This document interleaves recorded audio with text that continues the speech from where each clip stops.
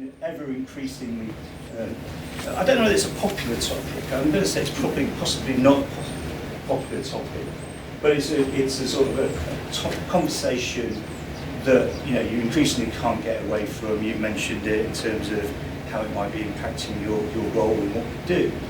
But the short thing is, if you're not involved with it, you're not using it, your business is probably at best standing still. So it's something that all businesses and everyone needs to think about. And we've chatted quite a bit about what different platforms do and agentic AI and all that sort of technical stuff. But what we really want to think is more about how we're using it in our businesses and what are the right kind of protocols. What should you be sharing with your AI? Should you have permission from your clients to share stuff about them? Should you have terms and conditions, the really boring things? What shouldn't you do? And what are the dangers? Because you may be taking risks that might come back to bite you. I also think that, whilst it can all sound a little bit sort of dark and sinister at times, it's unavoidable that by using AI, we can improve things, make things happen quicker, and actually kind of get to, I strongly believe you can get some more creative outputs and actually emotional stuff if you're using it in the right way. So introduce you to Bryan, and then Bence, and we'll have a chat about AI. But they are real. These are real. Are you sure? Well, Bryan, I've known you for 5 years, so I hope so. Would I invent you? I don't know. Nobody can invent me, Nigel. Good morning, afternoon. I'm Bryan Optimus. I'm the founder of Riverside Court Consulting, and we help entrepreneurs and CEOs confidently manage their cybersecurity risk and AI risk. Hi, good morning, good afternoon, everybody. My name is Bence, and I run a healthcare business now, a startup, which is a customer service for bridging doctors and patients, and AI is the bridge between them, tackling the communication problem. But before that, I used to be a product designer, so I worked at different London companies. So I do engineering, like code generation and UX, UI together, and teach AI adoption for businesses and for students as well. Excellent, well, welcome. So from both your experience, what is the maybe two big dangers of using AI? I would actually say that the biggest risk is not using AI. If you're not using AI, you're not going to remain relevant, and you won't be here in 12, 18 months' time. Excellent. That was my second question. So what's the dangers of not using AI? Okay, so the danger of using AI. How many of you are using the public models and not subscribing and using private models? So just free models. That's about, I'm going to say 40%. You haven't. So you've got a fairly big risk of data loss, personal data loss, corporate data loss. So yeah, that's pretty big. So you're saying paid models are safer? So yes, so then you have your own GPT, and according to the privacy policies, etc., the data is yours and yours alone. So I was thinking about this, but you've got to assume that data is safe, and you probably all know you can switch off the learning mode, so it's not learning from your data, keep things private. But you've got to assume that's not almost like hackable. A bit like we trust everything to Gmail, so we assume that all our emails in Gmail are not hackable, but possibly are. Possibly. Well, yeah. Well, it comes down to how you protect your identity. Yeah. So most of the hacks that have happened, ignoring AI for the moment, most of the hacks that are happening at the moment, are through your identity being stolen. So if you're not protecting your identity, so with by using password managers and accepting pass keys, etc., that puts your identity at risk. So your biggest risk is probably people getting into your own account and reading what you've been doing with it. Well, yeah, getting into your account and then probably using your account to get to your favourite biggest customer. Okay, and what would you say the biggest? Well, let's start with what's the dangers of not using AI? Yeah, it's an interesting topic because there are only predictions, so nobody actually knows what's happening.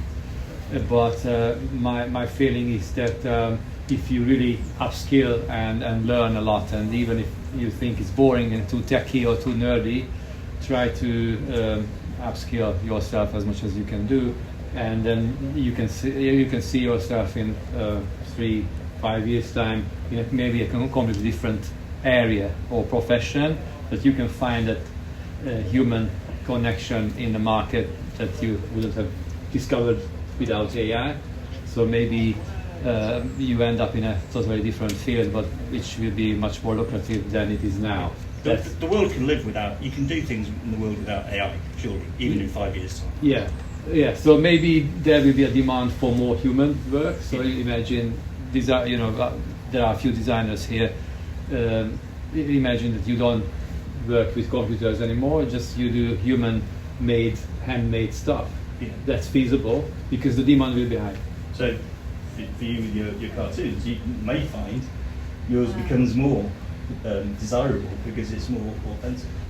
Yeah, so I've done all my design like by my hand like so far, but I did like check out the Mid-Journey, like those you can make a AI generated image, but I don't see it very good. Like it's just very average. So far that's how I find it. Like. So I think one thing you think about is to keep on doing what you're doing and not be as worried. I mean, that sounds very simplistic when I say. Yeah, but I'm also confused because shall I use AI to help my process or not? I think absolutely. Yes. My answer to that would be yes. I think, and we'll come on to this. So how much? So I've been starting to do this. So how much disclosure should you give? So I've been working with clients who are quite AI driven about what AI you're doing for what purpose. I'm starting to implement that as a thing. What's your advice?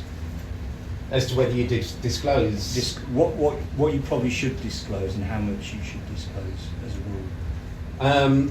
So disclose that you're using AI. That then comes on to what are you inputting into AI. And I mean, we're using AI extensively in our business, but we don't put in company names, we don't put in personal information, even though we're using our own GPTs.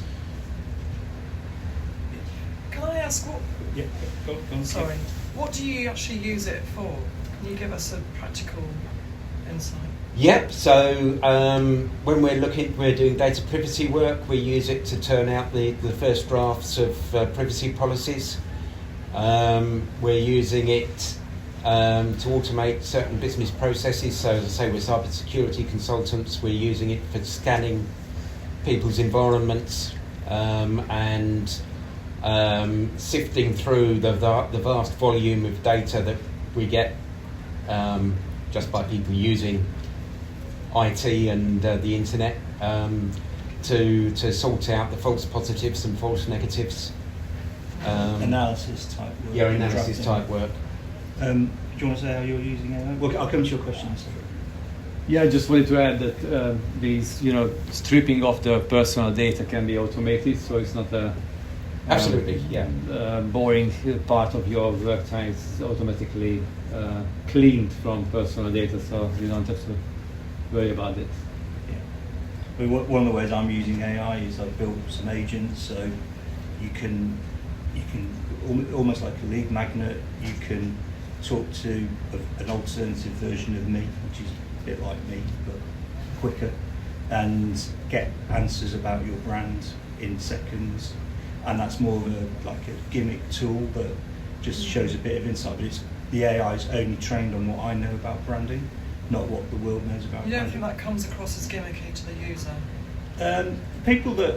So one person who used it, her response was, "I cried. I've never had such useful information from an AI about my brand.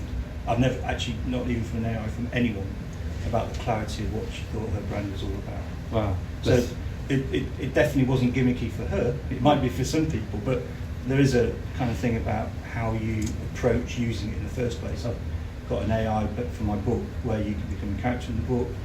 A lot of people who've used it, when they start going down the silly questions, it just sort of breaks. But if you say more, be more honest and truthful, it stays within the realm of not being a gimmick. So, yeah, at the back. So. Yeah, so just going back to what Bryan said quickly about stripping the personal information. So even though you're using private models and the data is owned by you, you're still stripping out the personal information as a precaution, even though you don't have to, or you still have to? Yeah, as part of our risk management. As far as, our business, if we appear on the front of the Daily Mail because we've lost clients' personal information, we've lost our business. So that's how we're managing our risk. But it's not uncommon in like data analysis to anonymise data, because the name and address of the person isn't really that relevant to what you're probably doing with the data. You might need some demographics, but you don't need the name, the date of birth, and mother's maiden name and stuff. Probably, I don't know. Maybe you do. No. You use it for? Do you say health at the start? Yeah, exactly. So that must be very private. So how do you overcome all that sort of stuff? It's very private. It depends on the clients. So some clients want own AI, so which runs in the house, so even you don't need an internet connection. And some of the clients are happy with the commercial models like Anthropic or OpenAI. So, but the first step is stripping off any personal data like date of birth. So for the AI, it's just enough the gender, the demographic, more or less, and a few other things. So all the personal information is safe in this case. What? Okay.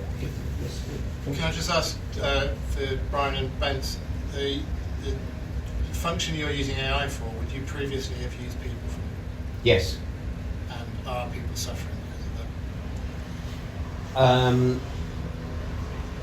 Well, no. Well, they're not suffering because Suffering, we're using AI rather than recruiting. So yes, but that multiplied by thousands across an industry. Well, exactly. So I think that's somebody else I know in the conversation. AI industry is working in one of the big consultancies, advising one of the big consultancies, and normally this time of year they'd be onboarding 7,000 graduates. This year they're onboarding 700. And that's a good thing. Sorry? Well, I think That's a good thing.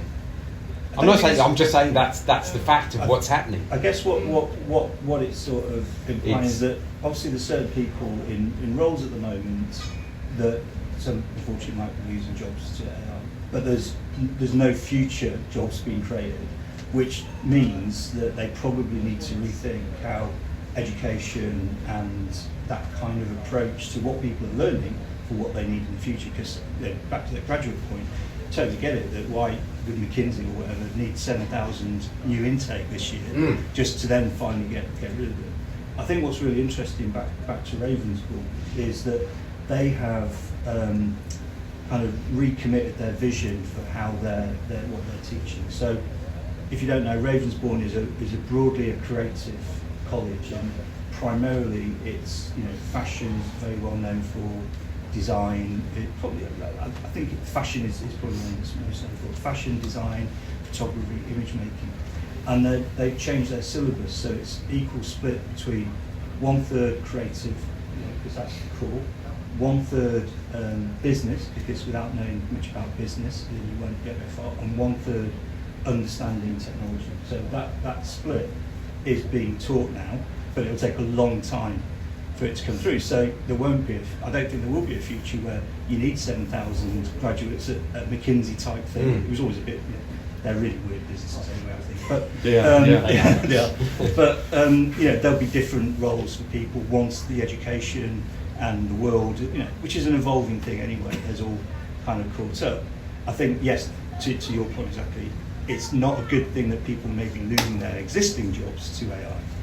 but we've all been losing our existing jobs to things as we've developed. I know that Yes. in my industry that has happened. As you know, I started in my industry before we had computers. That's how old I am.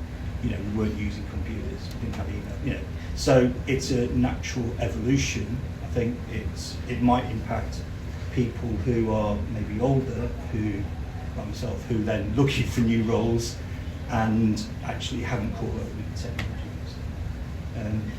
Bit sidetracked, but thank you for that. Yeah. Oh, just on. I work like as an art director designer, and I would say actually I'm not eliminating a role. I'm just expecting that role to produce twice as much work. So that's kind of it's Yeah. not eliminating a role. So Yeah, I think what you must find is that productivity can increase. You can probably do more work with with things and get to better answers.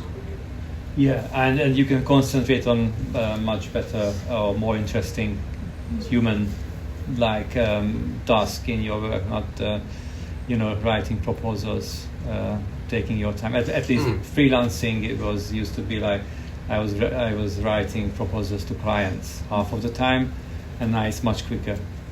As an art director or creative, you have more time for thinking, maybe. Yeah.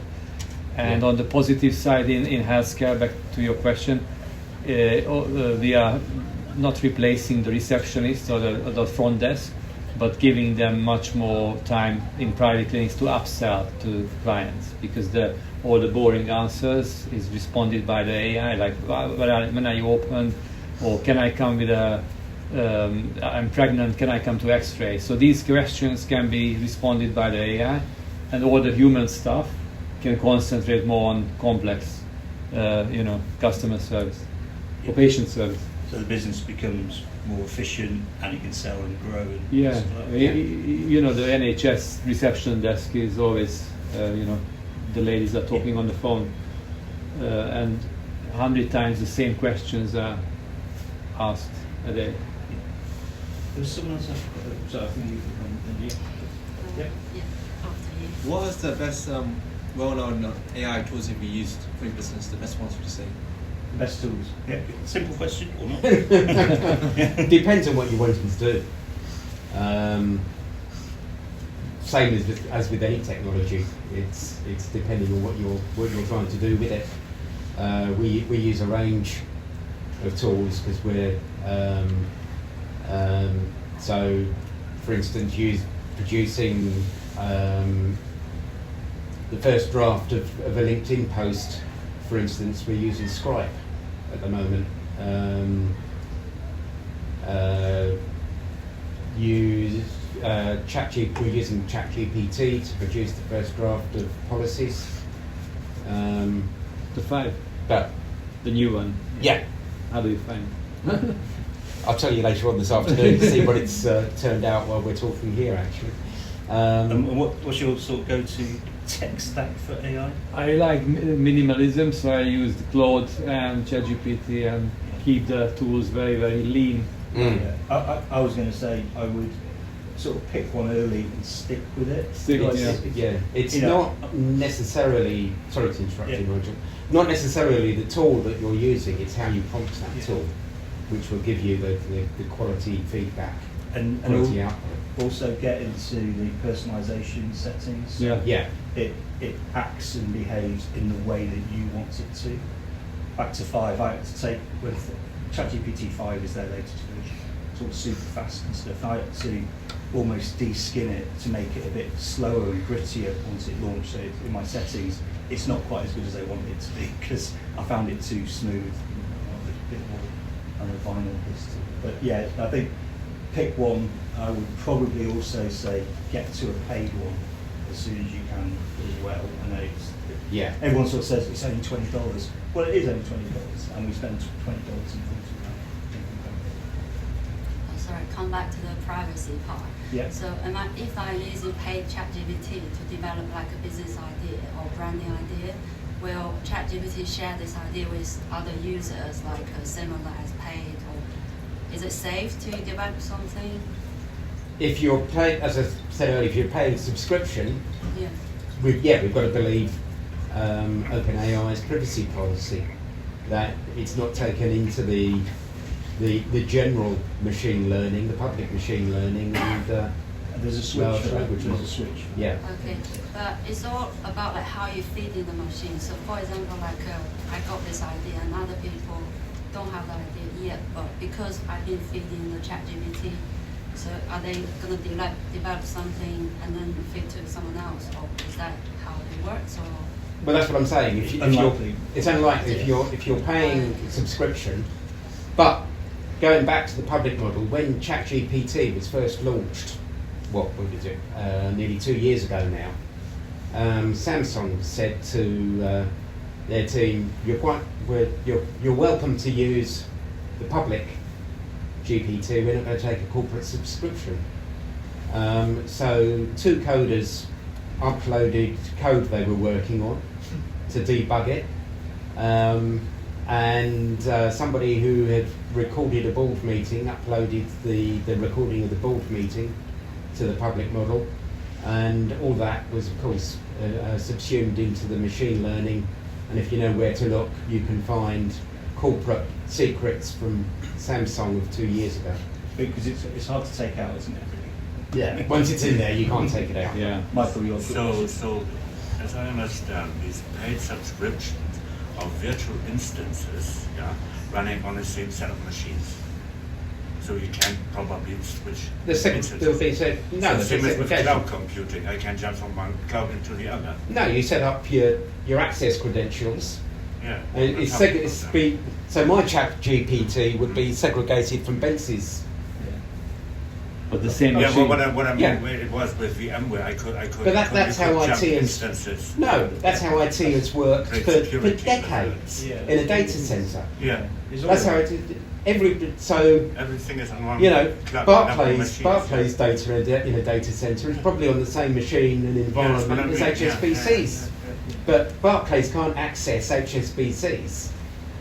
Is it like how, if you describe it, so like all people's packages are in a warehouse, but each individual person's items, you can't open it, or legally not allowed to? Yes. Unless you're not being safe with your exception. Yeah. But what's to stop another AI app actually being programmed to hack everything else? Well, nothing. That's why I'm here. But you never say 100% security. No, exactly. But no, there is never. That's the same with 100% everything. security. What's to stop anything ever being hacked by anything ever, let alone AI? Still, some humans are probably better and faster hackers than AI. But I mean, talking about hacking generally, most hacking is not actually somebody poring over code and discovering a vulnerability. Yes, that does happen, but most hacking is because people are not careful enough with their identity and their access credentials. The most recent So Marks and Spencer's was hacked because they identified who the IT admins were, probably using AI and scanning LinkedIn, they identified who the IT admins were. They then used AI to scan the rest of social media to find out mother's maiden name, for example, favourite sports team. Then phoned up the outsourced IT help desk, said, "I'm Bryan, forgotten my password, can you reset it for me?" "Yes, what's your mother's maiden name?" But that, crucially, the thing that made that was the human infallible ability between a person who had been fully prepared and briefed and the person at the other end of the line who wasn't being cautious. Yeah. And that is generally how people get in these days. And they teach them all the human, they're all learning human psychology to make that more efficient, and the AI still isn't. I was just kind of thinking more in the future. In the future, in 7-8 years when it's it's going to be amazing. Got no idea. But then we're using AI so that the threat actors are using AI, obviously. Yeah. We're using AI to fight threat actors. So. Got a question at the back there. Sorry. Yeah, I was just wondering, because you can run AI models locally on your own machine using anything LLM Studio, Llama, tools like that. So what are the privacy implications with that if it's running on your machine? And say you start asking it questions and whatever, like, does it just stay on your machine? Does it go anyway? You know, even if you have. So you've got a laptop. It's not connected to the cloud. It's not connected it's to the just your internet. laptop. Say you're not connected to Wi-Fi or anything like that, but you're using a model on your own machine. You'll need a pretty beefy laptop, but yeah. Yeah. That's the promise. I've done it on my computer. I've run like models on my computer. No cloud connection at all. Nothing. Messing with it, yeah. I mean, it's only while the. Well, in theory, yes, it all stays on your laptop. In theory, really. Yeah. But not in So practice. they say. Well, as soon as you then connect to the cloud, you're then introducing risk. Yeah. Yeah. Keep it like a brick laptop that you maybe don't even plug it in. Let the You know, battery slow the down. only really secure environments are those that are air gapped, but it is incredibly difficult to actually have an air gapped system. And the only companies that can really afford it are in the defence industry. Okay. Didn't the defence just have a breach now? Sorry? An AI Yeah, breach. didn't Defense. they not just have a breach? Data. Depends who you're talking about. So if you're talking about the MOD, Yeah, I think it was the MOD. that's part of our government. They leak like a sieve. So yes, they did. They've put the families of people who worked with our forces in Afghanistan at risk. That's a data thing rather That's than a data thing rather than AI. Got a question here? Just as a general, so kind of people in general now are kind of using chat like kind of GPT kind of as a search engine. How is that, as a small business owner, how can we influence AI to promote us over our competitors? Is there a way that we can kind of seed into ChatGPT? I went into this topic a little bit. There are no guarantees, but you can do like upload a text file to your server, and it will be grabbed by these crawlers, because OpenAI and all the providers are crawling and eating up all the information they can find.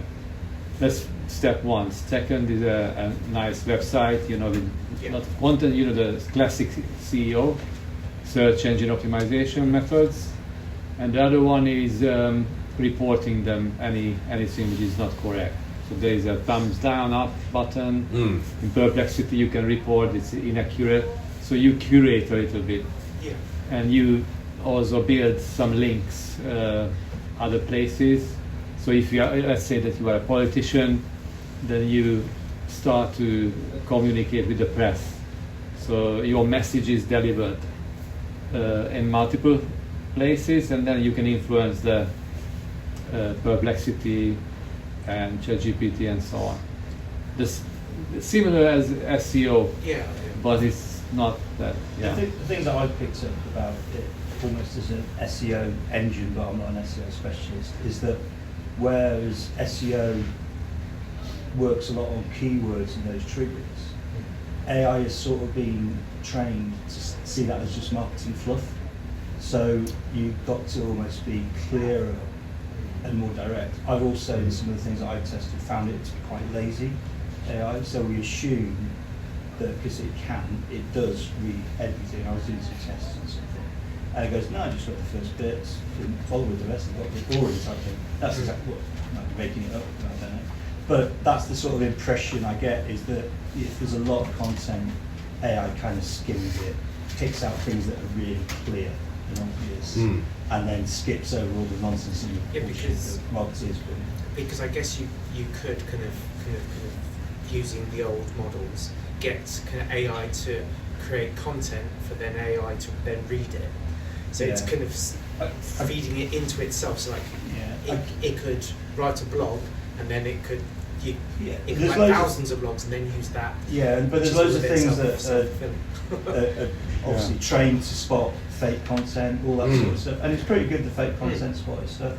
I think, and we'll move on, is that my sort of hunch would be that when Google properly gets its stuff sorted out, which it's launched something new, I'm not sure if it's properly available in the UK yet, that will shift things again in how business owners can use what was SEO as a tool to show up in the, I'm not even going to say search results, but the data results for copy that is provided to you from AI. So, you know, those little source codes that says, I've written, again, for everyone who's using AI, you've always still got to be checking what the sources are of anything that it gives you. Never assume it's right, because it just makes up shit.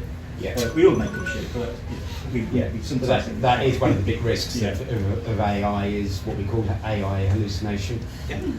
And you know, the longer you chat to it, the more hallucinogenic it goes, just like a human. The question. Yeah, so we've skimmed over slightly, and I'd like to come back to the ethical aspect of this. Yep. So we've mentioned about it, you having agents instead of people. We haven't looked at the impact on the environment with the CO2 and the amount of water it's taken to cool these machines down. I mean, do you look at that? Because it seems like we're racing ahead, getting to the good part before we even put the planning in the background. It's a very good question. Do you want to approach the ethical and environmental impact of AI? Yeah, I mean, as an industry, the AI industry is expected to use the same volume of electricity as the Netherlands does as a country annually by the end of 2027. So that is obviously a major concern.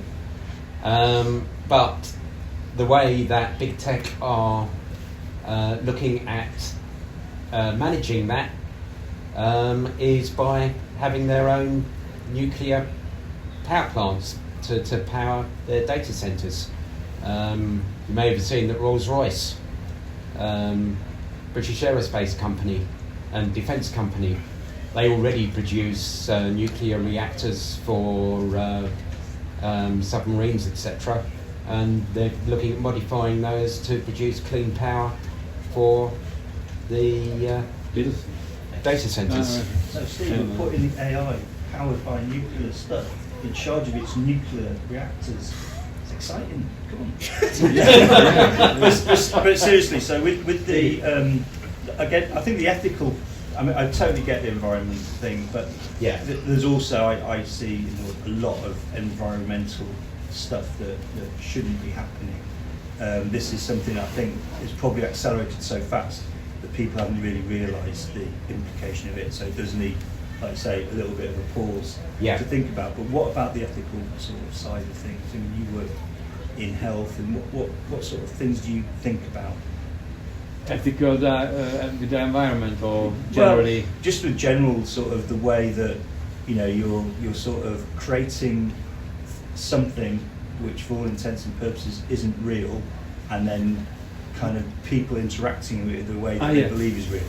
Yeah, so we always follow a very strict rule when AI output is shown to people, to users. So we always disclose that this is generated, and if it's on a public website, there's always a disclaimer that you have to agree that you are accepting AI generated responses, and then you have to bear in mind that it can be false or it can be inaccurate, so check with your doctor. So this is the ethical side of it. Always be honest and transparent about the process, and this is not a medical advice, it's AI kind of suggestion. And to that very specific point, are we running too fast? Should we all? I mean, the problem is if we all pause, someone will carry on running. But if we pause, the Chinese will take over. Okay. Simple as that. Is that what's important rather than ethics? Because if it won't change. If we all stop and say we're stopping because of ethical reasons, somebody else like the Chinese will take over. So just push ethics to the side until it becomes a big issue. Make it sound like an arms race. But it is. I think it is. It is. Fortunately. Well, I think you still got the point is that, I think, and I'm sure, without getting into geopolitics, it does have to be done in an ethical way. Let's get into geopolitics. No, we haven't got to. I found it fascinating that the US have now kind of created their AI hub, which includes the expecteds and stuff, who are now put in charge of defining almost like a global role for AI and stuff like that. They did it last week or the week before, and you just think, well, hang on a minute, why are they doing that? Why isn't someone else? Why? I think the challenge is the speed at which this is happening, and yes, it is a race, but as we also know, when we've got to get there fastest, sometimes things go by the wayside. There needs to be people, and there are, but maybe not enough voices like yourself saying, holding people to accountable. That's clearly there must be AI ethical standards committees and things like that, and boards and stuff, but maybe they're just not powerful enough and visible. To an extent, it is up to the users to provide their own governance. If we sit around waiting for national governments to legislate, we'll be talking about this in 10 years' time. I don't think it necessarily has to be the government, but you can see it with other industries, say coaching, where they do not have an official body as such, and you have the rogues, and then you have people who really want to do good. I don't want to be a part of AI, but as you said, you can't ignore it.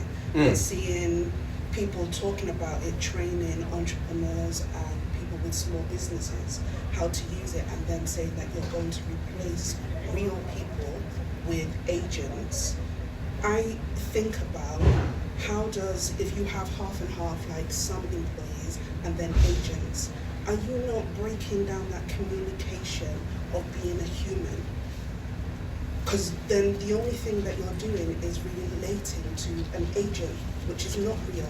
So then if you spend all your time doing that, when you go out into the real world, you can't communicate with humans because you're used to dealing with something virtual that follows your word. That kind of ethics is what I'm looking at. Very interesting point. I agree completely with you. Yes, that is a good point. Lots of people have said we're currently in the middle of an industrial revolution. If we go back to the original industrial revolution, people left the farms, moved to big cities to work in factories. And we have a problem there now because we import so much food, nobody wants to be on the land working. So we are repeating history, but we're not learning from the lessons. We're not Quite possibly. So therefore, ethics should be pushed to one side. It should be front and center, no matter how difficult it is to talk about that. And it's not to say that you're going to have the answers, but you can't say that you're going to rely on the government to do that, because I didn't say I was going to rely on the government. My first sentence was, it is up to the users of AI to provide the governance. But then if there's this rush for everyone to say we need to get on and be on it first, and be the first. Not necessarily get on it first and be the first, but if you ignore AI, you won't be here to employ people. I just want to draw a distinction slightly between the users of AI and people who do like ourselves doing it in business and sort of using it to help, and then the creators of the tools that are building the AIs. I think there is a distinction there. I mean, it's a big one, You can adopt AI as your own pace. Everyone, you're free will, do what you want. Don't use it, do use it. I think there are roles in the future for a non-AI world. You will be living in a much bigger AI world than you are at the moment. And you'll understand it, you'll accept it just like we will accept mobile phones and things. Yeah. But you don't need to push it really hard yourself. I mean, back to this a little bit, as business owners, you should be at least considering how you can integrate it to improve your business. I always say it's not about even improving your business, it's how you are improving your clients' businesses, because that's the thing that's going to help you as a business the most. Got one question, then we might back. No, there's one part I'd like to add to it. Well, it's not just businesses and those creators. it's also the consumer, what is the vast majority, using these tools in a vast amount. Yeah. They have no clue what they're doing, but this is where the power consumption comes. Sorry, this is where the power consumption, the CO, the carbon footprint, is where it goes. Yeah, just from the consumers. Because everyone's. But again, it's like mobile phones. We've all. I'm holding this because I've got notes, but we sort of get it's a sort of latest addiction. We're going to wrap up. Has anyone got any one or two final questions? Anything that's not been answered? We're going to sticking around, and I think I think it's really clear that there is a lot more to think about. I generally, when I think about my business, I've only touched the sides of the legal and ethical use of AI in terms of making sure that I'm compliant with what I'm doing. Personally, I'm less, you know this, I'm a bit less safer about data protection and my passwords anyway. Because I keep saying to Bryan, my thing always shows up when I'm on a data leak, but it's been doing it for 5 years. Should I change it now? I can never remember passwords. But I think the point of today's conversation is to make you think a little bit more about how to use AI within your business in a bit more responsible way in terms of sharing things, also in terms of ethical things, and maybe the environment as well. And it's obviously a bigger conversation than we can fit into 30 odd minutes. So thanks to our speakers. I'm sure you'll be around and you can just go up and badger them. And thank you to everyone who's come along. I always end with something that's a little bit tangent. This is really tangent. Do you mean you're on an AI produced album? I'm not, well, see,